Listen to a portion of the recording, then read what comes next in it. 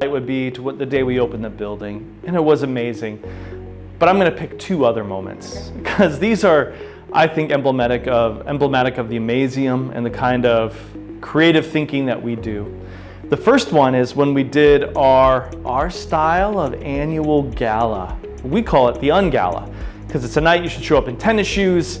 For myself, Hawaiian shirt, pair of jeans, and you should be ready to play. You should be ready to do this playful learning that we embody here. And one of the years for Young Gala, we invited some friends to come in from the Bay Area. They're makers, and they were going to bring a mousetrap, a version of mousetrap for everyone to play. But instead of board, tabletop sized, it was life size. It was human sized. It was 18 giant sculptures, 55 tons of material that had a bowling ball as the main ball. And then they performed a theatrical performance around activating this life-size mousetrap that eventually had a safe drop that crushed a car. And I tell you, the event was great. It was fun to have people watch this performance, but I tell you, and then we kept it for 2 weeks after the Ungala, so families got a chance to experience it. But the conversations we had as we were putting this installation together and the conversations as we took it apart, I think were just as valuable. It was the first time that I think the community got a really good glimpse around this unbridled creativity that was going to come out of this place. The first time we activated it just gave me chills because people didn't know what to expect. And now we set the bar for what an Amazeum could be with the right friends coming in to play with us. If I'm going to pick a second one, I think it was before we even opened our doors. We hadn't opened the Amazeum, and we were looking to throw this giant festival of making and tinkering. We, in our community now, know this as Tinkerfest. We hosted a conversation about this Tinkerfest. We wanted to throw one before we even opened our doors. And there are two things. One is we were having a conversation. We're trying to figure out where do we host this festival where you take apart a car and you do all these things. And it was one of the local principals who said, "You'll have it at my place." I'm like, what do you know what you're getting yourselves into? We're gonna make a giant mess. And he just looked at me and goes, "You're gonna have it at my place." We kept trying to talk him out of it, like, "Well, are you sure? Because it's in the middle of the school year." "Yep, you'll have it at my place."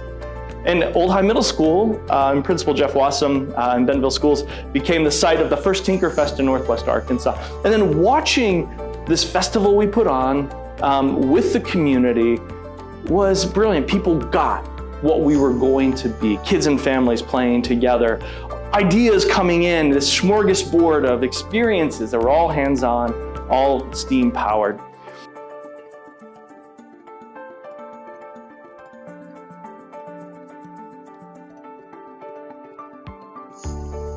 We know there are a lot of educators, we know there are a lot of scientists, there are a lot of hobbyists, a lot of folks who just have interest in these topics.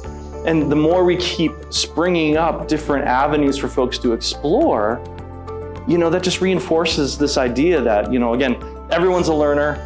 A lot of folks love to learn about STEAM. We just need to open up more pathways and opportunities for you to learn in the way you need to learn, where you need to learn, and when you need to learn. So I love it's been validating a hypothesis we had when we opened, and it's the thing that is helping us prepare for what is happening next in our next 10 years, how to accelerate folks' access to great STEAM learning opportunities.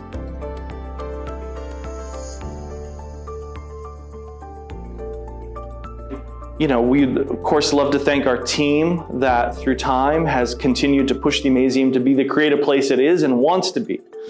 But so many others went into building the Amazeum before it became the Amazeum. We had an early set of board members, our dreamers, who we honor on our wall with our Dreamcatcher installation. That they're the ones who had the original idea of bringing a children's museum to Northwest Arkansas. And so not only did they have vision, but they had to have tenacity. You had to have persistence. It takes 6, 7, 8, our case, almost 10 years to go from idea to opening the museum. And at every step along the way, it takes new investments of energy, money, time to be able to make this piece happen. So our early board of directors, dreamers are the ones who really got us to a critical mass mode. And we've got wonderful partners like the Walton Family Foundation, who really made this early investment that allowed professionals to sort of come in and help take the baton. We had the Scott family, of course, Scott Family Amazeum, who came in and fell in love with this idea, wanted to get behind it. In fact, chaired our first capital campaign steering committee and are chairing our expansion committee, continually investing in the Amazeum to make it be the place it wants to be. We've got groups, corporations like 3M, Hershey Company. We're good at a Hershey's lab here, a tinkering lab with 3M, General Mills and Walmart, who came in and helped invest in this vision because they knew that this was a critical piece for our community. And boy, I want to say thanks to all the museum partners who lent advice. We share our learnings with museums that are emerging now, and so many museums shared their expertise with us when we opened, too many to mention. But we know without each one of those critical pieces and parts, we wouldn't be this community anchor that we are today.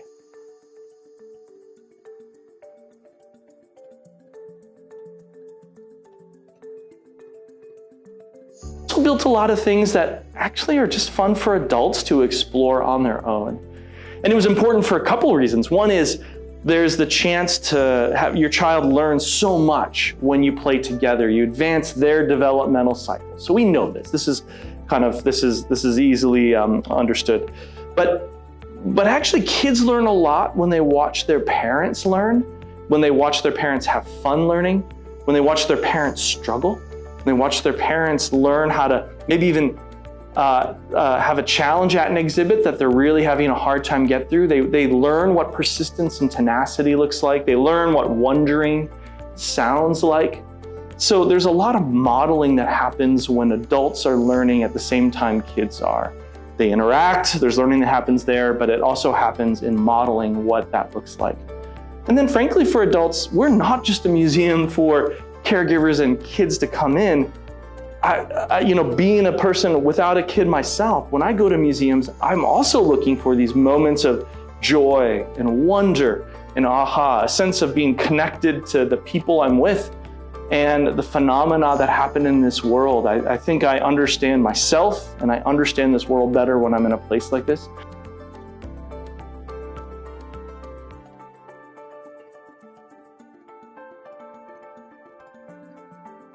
The Amazeum in 2035. It's hard to imagine. We're 10 years into the museum and what's going to happen the next 10 years.